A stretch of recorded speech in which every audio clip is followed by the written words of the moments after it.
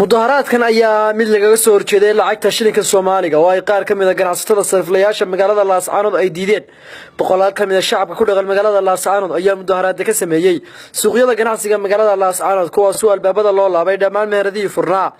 waxaa hakad galay isku socodka dadka iyo gaadiidka iyadoo dhawaaqa rasaasta laga maqlayay xaafadaha kala duwan ee magaalada laascaanood walow aysan jirin cid wax ku noqotay rasaastaasi. shacabka ku dhaqan magaalada laascaanood oo la hadlay telefishinka SBC ayaa sheegay inaysan haba yaraatay yeeli doonin in la joojiyo lacagta shilinka Soomaaliga. الرحمن الرحيم ساكو waxa laga mudaharaadaya lacagta Soomaaliga oo la joojiyo waxaanu leenahay lacagta Soomaaliga la joojin mayno doonayno waxaanu doonaynaa lacagta Soomaaliga in loo daayo anagu laan dooni mayno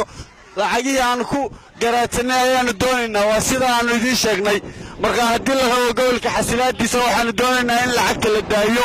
ilaa iyo amar dambe asaas u soconaysa waxaan ku midaysnaa Soomaaliya baan ku midaysnaa inna ma doonayna anagu dalka yaga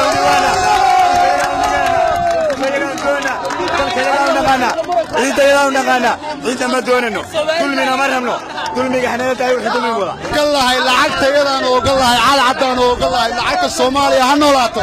moogelin lacagta Soomaaliya moogelin ma rabno la suudalkan waxa weeye lacagtii la diiday hadda la fasaxay Soomaaliya horta ha noolaato farmaajo ha noolaado Soomaaliya ha dhacdo waxaan doonaynaa lacagta Soomaaliya lacagta Soomaaliya doonayna lacagta Soomaaliya ma doonayna Soomaaliya doon mayno Soomaaliya saaka waxaan isugu soo baxnay inaanu ka hadalno lacagta shilin Soomaaliga oo la diiday ee farmaajo waxaan doonaynaa lacagtaas shilin Soomaaliga ay shaqaynaysa inaanu qaadano wixii lacagta laantaana ma doonayno mana rabno mana raacsanin ganacsatada waxaan u sheegaynaa haddaysan dayn bakhaar dambe inuu soo badbaaday aanu idala dhigayno waxaan rabnaa lacagteeda Soomaaliya baa nahay adargacali oo naxda kama helno. taliyaha qaybta booliska gobolka Sool gaashaan Khaliif Maxamuud Cali Afgaab ayaa sheegay in ciidii diiday qaadashada lacagta Soomaaliga la marin doono xukun sharciya. waxaan halkan ugu baaqaynaa ganacsatada reer Sool bakhaarleyda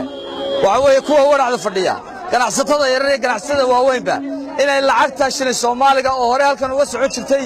oo ay dadka ka joojiyeen oo ay cuno qabateen saareen inay lacagta sii daayaan cid allaaliye cid diidana talaabo sharciga waafaqsan baanu ka qaadanaa.